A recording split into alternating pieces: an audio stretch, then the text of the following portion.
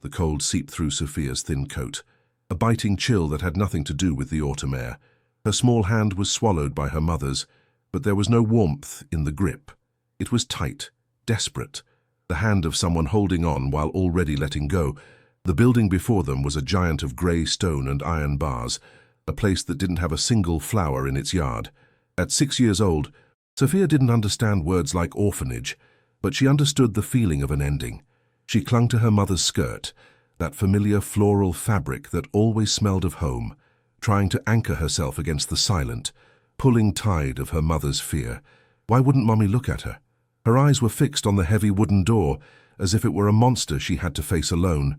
Inside, the air smelled of bleach and old wood, a scent that scrubbed away all traces of comfort. A woman with a stern face and a long dark dress spoke in low tones to her mother, Elena. The words were just a murmur above Sophia's head, sounds without meaning, but the finality in them was a physical weight. Sophia watched her mother's shoulders slump, a slow, heartbreaking collapse. Elena's hand trembled as she signed a piece of paper, her movements stiff and unnatural. She wasn't her mother anymore, she was a stranger, a ghost performing a terrible duty. Sophia's world, once a vibrant place filled with her mother's humming and gentle touch, had shrunk to this cold, quiet room. The silence was deafening. Have you ever felt a silence so loud it breaks your heart? Then it was time. Elena knelt, her face a mask of anguish Sophia couldn't decipher. She didn't say, "I love you." She didn't say, "Be a good girl." She whispered, "This is for the best," a phrase that felt like a stone dropping into a deep, dark well. Her fingers brushed Sophia's cheek, a touch as fleeting and cold as a snowflake, before she stood up and turned away. Sophia reached out, her small fingers grasping at empty air, a silent plea hanging between them. She wanted to scream, to cry, to beg, but a knot of ice had formed in her throat. She could only watch as her mother, her entire world, took a step away, then another, each one a hammer blow against her fragile heart. The heavy oak door closed with a sound that wasn't just a click, but a final, echoing boom. It was the sound of a world ending, the sound of being left behind. Sophia stood frozen in the cavernous hallway, a tiny, forgotten doll. The stern-faced woman placed a hand on her shoulder, but it offered no comfort, only the cold reality of her new life. Outside, she could hear her mother's footsteps hurrying away on the gravel, a frantic, fading rhythm of abandonment. She didn't run after her. She didn't scream her name. A part of her, the small, hopeful part of every child, had just died in that hallway, leaving behind an emptiness that felt vast and terrifying.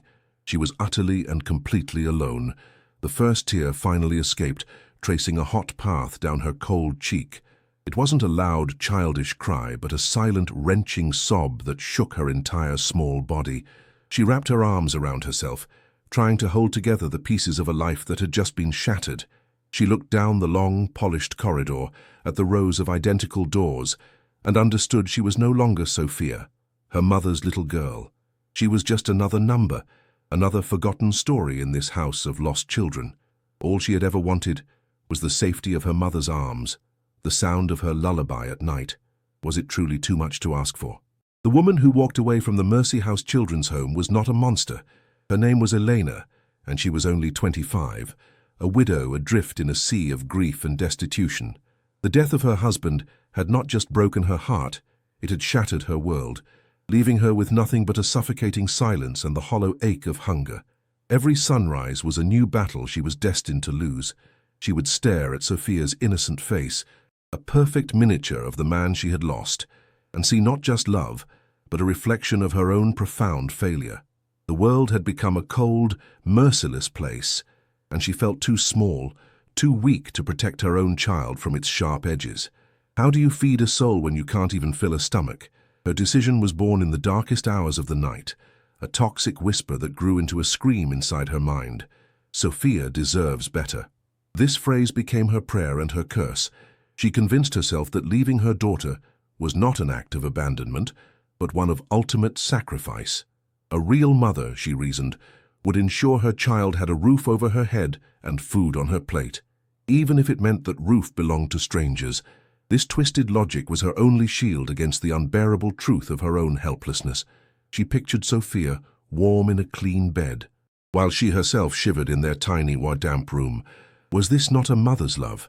To tear oneself apart so the other half could be whole. In the days leading up to that final walk, Eleanor became a ghost in her own life. She moved through the motions of motherhood with a heavy, mechanical dread. She'd brush Sophia's hair, her fingers lingering for a moment too long, memorizing the silky texture. She'd read her a bedtime story, her voice cracking on words of comfort she herself could no longer feel. Every loving gesture was a fresh stab of guilt, a reminder of the betrayal she was about to commit. She was a woman walking toward a cliff, holding her most precious treasure, convinced that the only way to save it was to let it go. If you were in her shoes, with no family, no money, and no hope, what would you have done? The moment the orphanage door closed, the fragile justification she had built crumbled into dust. The silence in her empty apartment was no longer just quiet. It was a physical presence, a suffocating void where Sophia's laughter used to be. There was no small hand to hold, no gentle breathing to listen for in the night. The relief she had promised herself never came. Instead, a regret so profound, so all-consuming, took root in her soul. She had traded her daughter's presence for the guarantee of her survival, but in doing so, she had sentenced herself to a lifetime of emotional starvation. She had solved one problem only to create an infinitely greater wound. Could an act born of such desperation ever truly be called a choice? For 12 years, Elena's life became an act of penance. She found work as a seamstress, her hands always busy, her mind never still. She stitched clothes for other people's children, each thread a silent prayer for the daughter she'd lost. She rebuilt her life piece by piece, not for herself, but for a fantasy, a desperate, flickering hope that one day she might be worthy of asking for forgiveness. She lived frugally, saving every spare coin, haunted by the image of Sophia's trusting eyes. The guilt was a constant companion, a shadow that followed her from the dim light of dawn to the lonely darkness of her nights. It was the price she paid for her terrible, love-fueled mistake.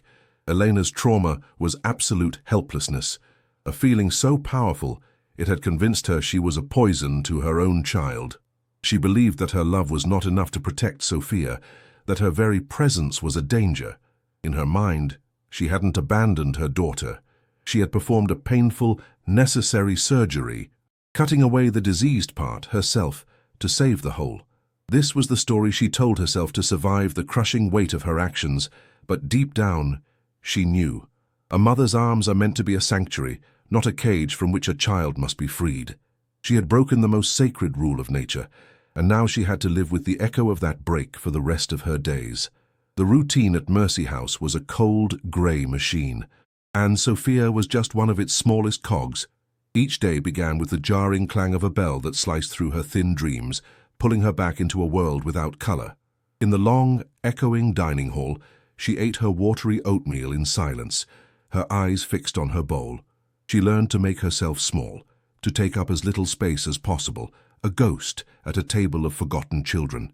In the shared dormitory, surrounded by the restless sleep of 10 other girls, she felt a loneliness so vast it was like an ocean inside her chest. At night, she'd lie awake, listening to the symphony of coughs and whispers, feeling utterly, terrifyingly adrift. Her silence was a fortress she built brick by brick. Words had failed her. They couldn't bring her mother back, and they couldn't stop the sting of cruelty, so she gave them up.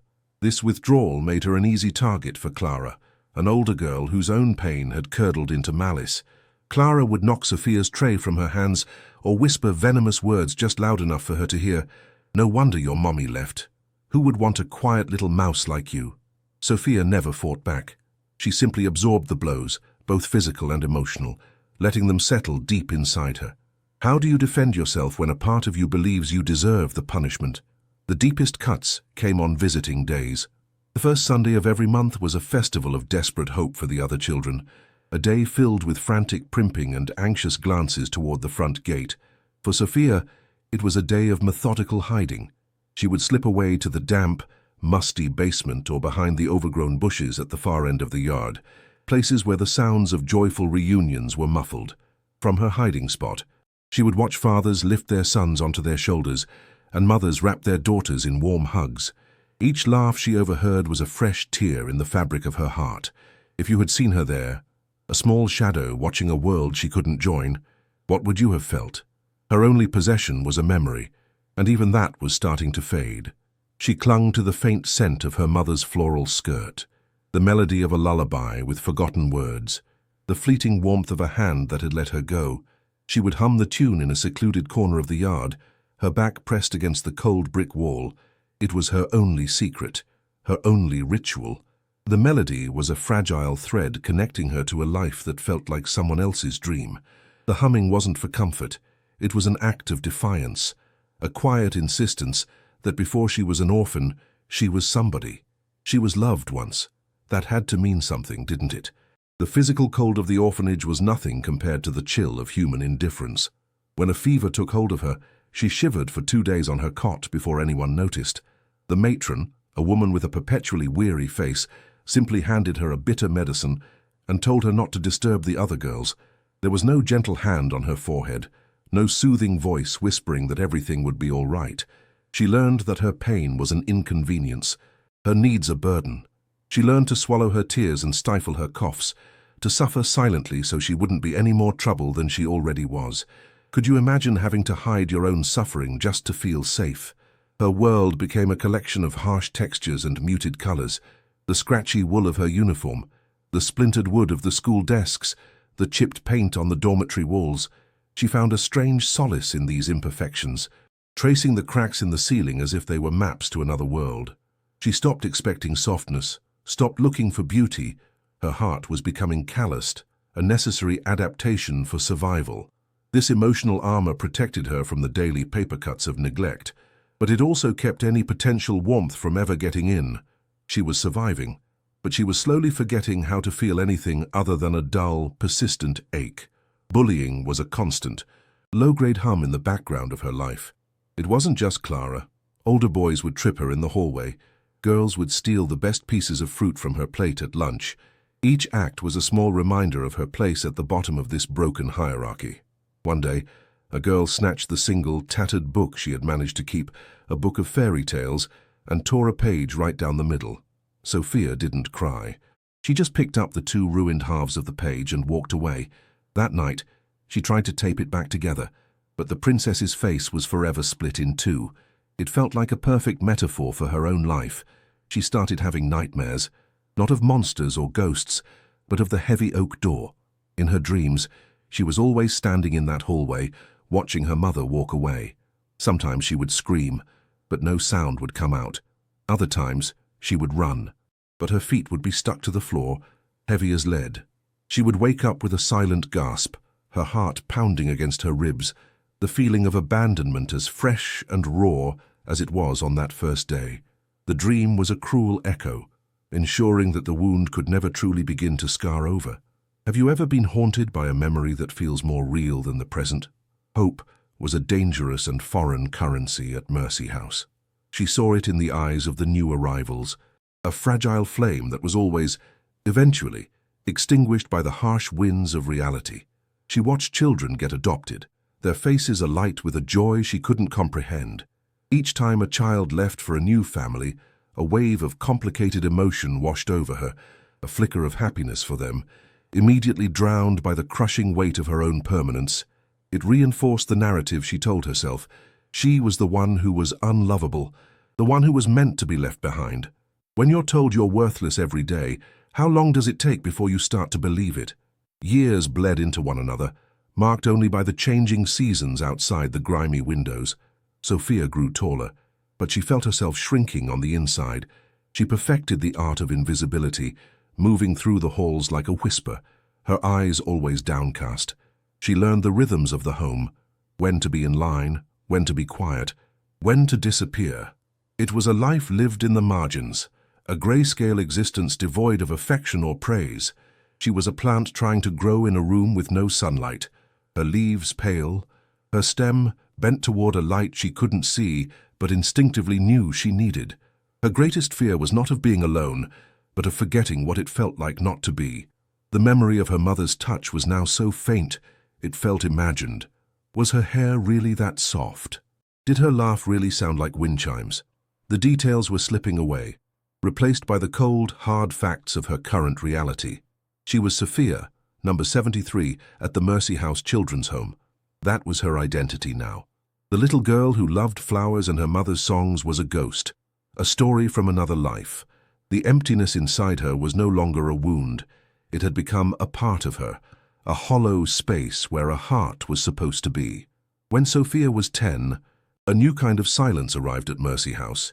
It came in the form of Mr. Jean, the home's new janitor, an elderly man with hands gnarled by time and eyes that held the quiet weight of a forgotten sorrow, unlike the other adults, whose gazes slid over the children as if they were furniture. Mr. Jean saw them. He noticed the scuffed shoes, the hidden tears, the small, hopeful drawings tucked under pillows. He moved through the cold hallways not with the hurried efficiency of a worker, but with the gentle pace of someone who understood that broken things needed careful handling.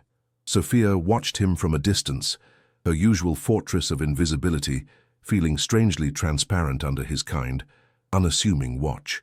He never spoke to her, but she felt his presence like a sliver of warmth on a winter morning. The change began in her secluded corner of the yard. Beside the crumbling brick wall, she was humming, her back to the world, letting out the sad, nameless melody that was her only connection to a life before. She didn't know that Mr. Jean was nearby, his broom stilled in his hands. He heard not just a tune, but a story, a lament so pure and heartbreaking it stopped his breath. It was the sound of a loneliness he knew intimately, the echo of a loss that had carved out a permanent space in his own heart. He stood there for a long time, listening to the girl who sang without words, her small voice weaving a tapestry of pain and resilience. Sometimes, the deepest truths aren't spoken, they're felt. Have you ever heard a sound that told you someone's entire life story? A few days later, Mr. Jean approached her not with questions, but with a long, rectangular case, its leather cracked and faded with age.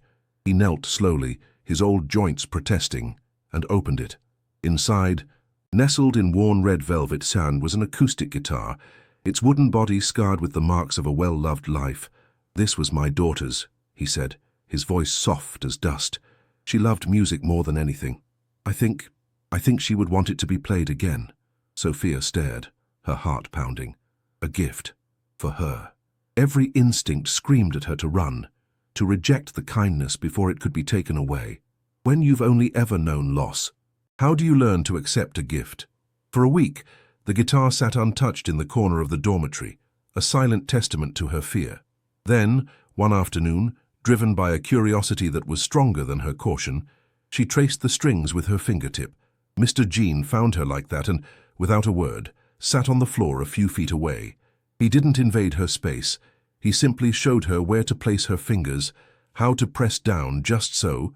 He guided her hand to strum, and a single, clear chord bloomed in the dusty air.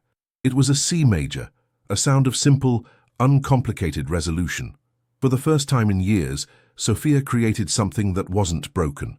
It was a small sound, but in the crushing silence of her life, it was a revolution. The basement, once a place of hiding, became their sanctuary. The scent of damp stone and bleach was replaced by the warm, woody smell of the old guitar. Mr. Jean taught her chords, melodies and rhythms, but more than that, he gave her a new language. The crushing weight in her chest could be transformed into a mournful A minor. The flicker of a happy memory could become a bright, hopeful G chord. She began to write her own songs, simple at first, then more complex, pouring all the unspoken words, the unshed tears, and the secret hopes into the music. Her voice, once used only for humming, grew stronger, clearer. Isn't it amazing how art can give a voice to the parts of us that have been silenced? Slowly, a shift occurred. The other children would pause in the hallway when they heard her playing. The whispers that once mocked her silence now spoke of her talent. Clara's taunts seemed to lose their sting, unable to penetrate the quiet confidence Sophia was building, note by note. She was no longer just Sophia, orphan number 73. She was the girl with the guitar, the one whose music could make you feel things you didn't have words for. It wasn't a cure. The scars were still there, deep and jagged, but a light had been switched on inside her. Sometimes, all it takes is one person to see the potential you can't see in yourself. That single belief can be the spark that finally sets you free. The scholarship to the music conservatory was not a key, it was a crack in the wall of her world, a sliver of light promising a universe beyond Mercy House, but stepping through that crack was terrifying. The conservatory was a place of polished floors and echoing halls, filled with students whose lives seemed to have been a symphony of loving encouragement and private lessons. Sophia felt like a discordant note, her worn guitar case and second-hand clothes marking her as an outsider. Her talent had been her shield inside the orphanage, but here, surrounded by prodigies, it felt fragile and unremarkable.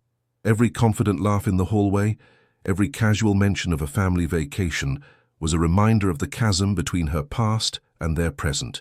She was finally free. But had she ever felt more alone? The first major recital was a looming storm on the horizon.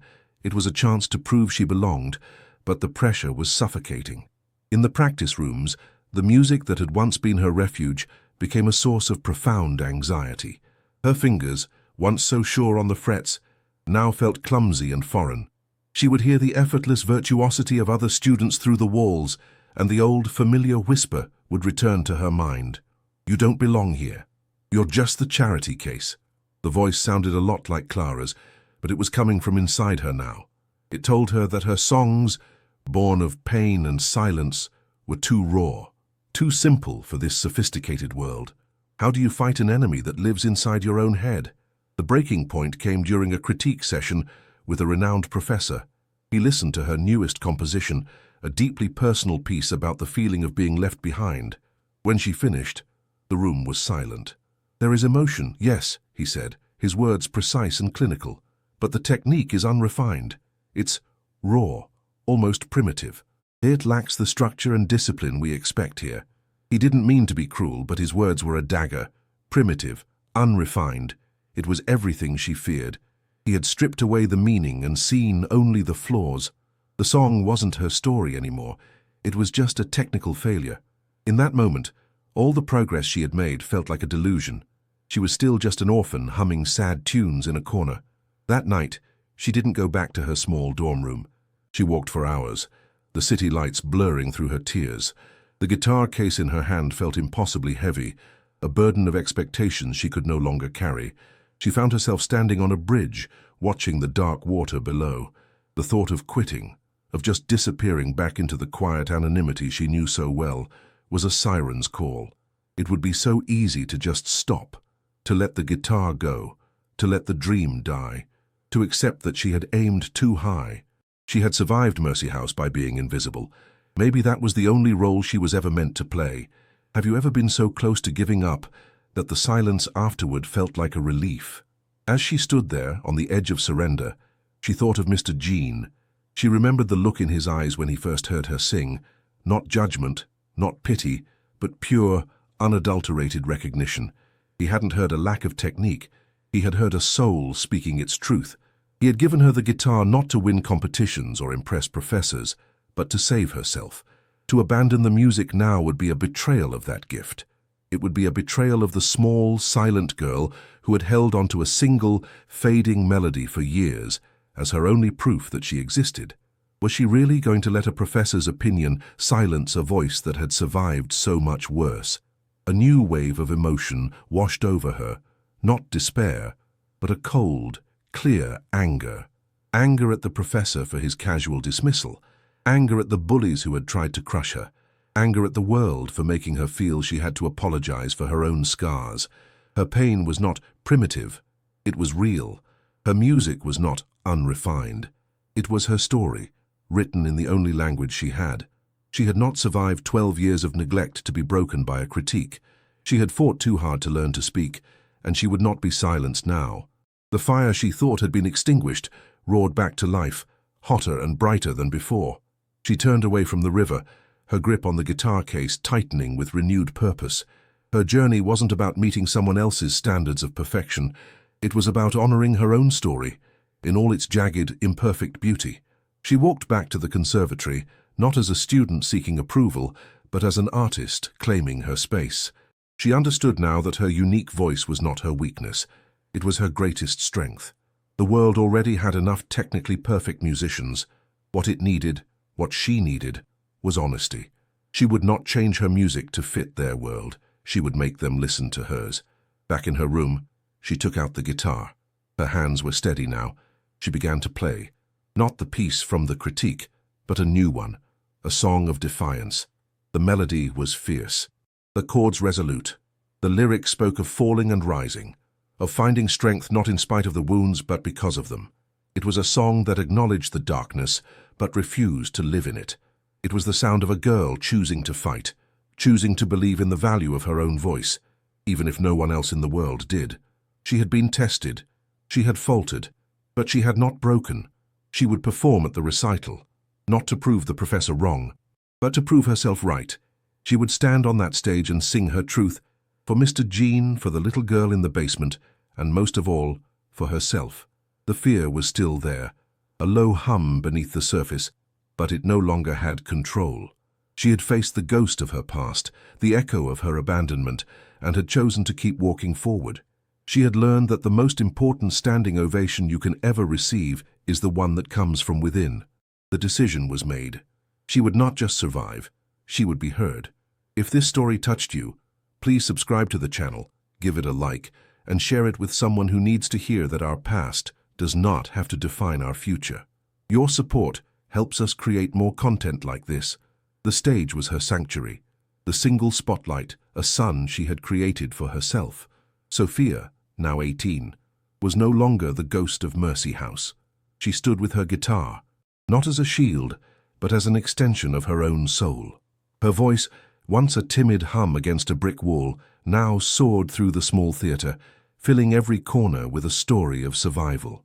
She sang of finding light in the deepest darkness, of building a home inside your own heart when the world gives you none. Her eyes were closed, not in fear, but in communion with the music. The audience saw a poised, powerful artist. They couldn't see the frightened 6-year-old she had been, but her strength was the undeniable proof of that little girl's will to live. Hidden in the shadows of the back row, a woman named Eleanor watched, her breath caught in her throat. The flyer had been a shock, but this was a miracle and a damnation all in one. The young woman on stage was a stranger, radiating a confidence that was both beautiful and terrifying. Every powerful note Sophia sang was a testament to a life lived without her, a resilience forged in the very fire Elena had thrown her into. Pride swelled in her chest, a fierce, painful thing, immediately drowned by a tidal wave of regret so profound it felt like she was physically choking on it. This was her daughter, her beautiful, brilliant, abandoned daughter, and she was a masterpiece that Eleanor had no right to claim. As the final, resonant chord faded into silence, the theatre held its breath for a heartbeat before erupting. The applause was a roar, a wave of validation that washed over the stage. People were on their feet, their faces alight with emotion. Sophia opened her eyes, and for the first time, a genuine, unguarded smile broke across her face as tears welled, catching the stage lights like tiny diamonds. This was real. This was hers. But for Elena, the standing ovation was a verdict. It was the world celebrating the person her daughter had become in spite of her. Each clap was a hammer blow, reminding her of what she had lost, of the 12 years of lullabies and scraped knees and triumphs she had forfeited. After the show, the backstage area was a warm buzz of congratulations. Mr. Jean was the first to hug her, his old eyes shining with a father's pride. "You did it, kiddo. You really did it." Amid the joy, Elena moved through the dispersing crowd, a phantom propelled by a desperate, foolish hope. Her legs felt weak, her heart a frantic drum against her ribs. She clutched the concert flyer, now a crumpled, damp mess in her palm, as if it were a ticket to a past she could somehow reclaim. The closer she got to the dressing room door, the louder the voice in her head screamed. What right did she have to be here? How do you face the life you tried to erase? Sophia was alone in the small, cluttered room, the scent of dust and roses filling the air. She sat before the mirror, the makeup and stage lights gone, and saw just herself. The quiet girl was still there, but she no longer lived in her eyes. Now, her eyes held a calm strength. A soft, hesitant knock echoed on the door, so different from the boisterous congratulations from moments before. It was a sound filled with a lifetime of uncertainty. Thinking it was a stagehand, she pulled the door open, a tired but content smile on her face. The smile froze, melting away as she saw who was standing there. The woman in the hallway was a ghost from a dream. Older, her face a map of hardships Sophia couldn't begin to understand, but the eyes, they were the same eyes that had refused to meet hers 12 years ago in that cold, unsterile office. They were her eyes, time warped, the sounds of the theater muffled into a distant hum. The solid ground beneath Sophia's feet suddenly felt fragile, as if the past and present were colliding right there in the doorway. The woman's lips trembled, and a single, broken whisper sliced through the silence, a phrase that both created and ended worlds. "My child, it's me." The words hung in the air, heavy and impossible. In that moment, a profound shift occurred, a tectonic plate of power sliding into a new position. The scared, 6-year-old girl who haunted Sophia's nightmares vanished. In her place stood a young woman who did not flinch, who did not cry, who did not crumble. A strange, glacial calm settled over her. For 12 years, she had been defined by this woman's absence, by the power Elena held over her past. Now that power was gone, transferred in a single, whispered confession. The woman before her was not the all-powerful mother of her memory. She was just a person, fragile and weeping, begging for an absolution Sophia didn't know how to give. Seeing the unyielding strength in her daughter's gaze, the wall Elena had built around her heart for 12 years finally shattered. She had rehearsed apologies, prepared justifications, but she had never prepared for this. A quiet, unbreakable poise that offered neither anger nor welcome. A ragged sob tore from Elena's throat, the sound of a lifetime of guilt finally breaking free. This was not the reunion she had prayed for. She had hoped for tears, for rage, for anything other than this devastating calm. She wasn't facing the child she had wronged. She was facing the survivor her actions had created, and that survivor owed her nothing. Sophia simply watched the woman who gave her life and then took it away. She looked at her trembling hands, her tear-streaked face, and felt a vast, hollow space inside her chest where a storm of emotion was supposed to be. This was the confrontation she had replayed in her mind 1,000 times, the climax of her story. But there was no script for this. Her hand rested on the cool, worn wood of her guitar case, the life she had built from scratch. The silence stretched on, thick with the weight of everything left unsaid.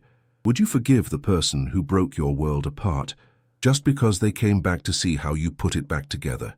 The next note in this song was hers, and only hers, to play. Sophia did not offer an answer. She didn't scream, she didn't cry, and she didn't fall into the arms of the woman who was a stranger and a mother all at once. Instead, she held the gaze of the person who had been the ghost in every room of her life. In that silence, 12 years of unanswered questions and unhealed wounds hung between them, a chasm too wide to be crossed by a simple apology. Elena's desperate tears were for her own pain, her own guilt. Sophia understood this with a clarity that was both heartbreaking and liberating. The power had shifted. The little girl waiting for an explanation was gone, replaced by a woman who realized she no longer needed one. How do you respond when the past knocks on your door, asking for a key you no longer possess? With a quiet, deliberate movement, Sophia took a small step back and gently closed the dressing room door. There was no anger in the motion, no violent slam, only a profound and weary finality. It was not an act of revenge, but an act of protection, a boundary drawn around the fragile peace she had fought so hard to build. Her future would not be a sequel to her mother's tragedy. Walking back to the mirror, she picked up her old guitar, its worn wood feeling more like home than any human touch she could remember. This instrument, a gift from a kind stranger, had been her true parent. It had listened to her silent screams and taught her how to turn them into songs. Some wounds are too deep to be mended. They can only be transformed. Elena was left alone in the echoing hallway, facing the smooth, unforgiving wood of the closed door. It was the perfect, cruel symmetry of her life. The sound of the latch clicking into place was the same sound that had haunted her sleep for over a decade, but this time, she was the one left on the outside. The relief she had imagined, the catharsis of confession, never came. There was only the cold, hard truth. Her sacrifice had been a wound, and an apology could not command it to heal. She finally understood that forgiveness is not a debt to be collected, but a grace that must be freely given. And she, who had given her daughter nothing, had no right to ask for it now. Is there any justice more potent than living with the full weight of your own choices? 2 years later, the basement of Mercy House no longer smelled of dampness and despair. It smelled of lemon polish and possibility. Sophia sat on a small stool, her own guitar resting beside her, as she gently adjusted the small fingers of a quiet, dark-eyed girl on the frets of a new instrument. "Try it like this," Sophia said, her voice soft and patient. "See, you're making music." She had used the concert funds to start a music program for the children still living within those grey walls, a program run by her and a retired Mr. Jean. She was not erasing her past, she was rewriting its purpose, transforming a place of pain into a source of hope. She was giving these children the language she had been forced to find on her own. Isn't that the ultimate triumph? To use your scars to help heal others? Her life was not a grand spectacle, but a collection of quiet, beautiful chords. Her small apartment was filled with sunlight, thriving plants, and the constant, gentle hum of creativity. Mr. Jean came over for dinner every Sunday, and they would sit on her small balcony, playing old songs as the city lights began to twinkle below. There was no gaping hole of what-ifs, no lingering bitterness that soured her days. She had built a family from kindness, a home from resilience, and a life from the broken pieces she had been left with. She had learned that the love you make is infinitely more powerful than the love you are denied. What more is true happiness than a profound sense of peace, earned and fiercely protected? The girl who was once defined by a closed door now spent her life opening them for others. Her music became an anthem for the forgotten, a testament to the fact that rejection is an event, not an identity. She never saw Eleanor again, but she carried the story, not as a burden, but as the source of her unshakable strength. She had taken the deepest wound a child can suffer and transformed it into a masterpiece of survival. Her life was the final, beautiful verse of a song that began in silence and pain, a lesson for anyone who has ever felt left behind. She was rejected by the one who was supposed to love her, but in doing so she was found by the world.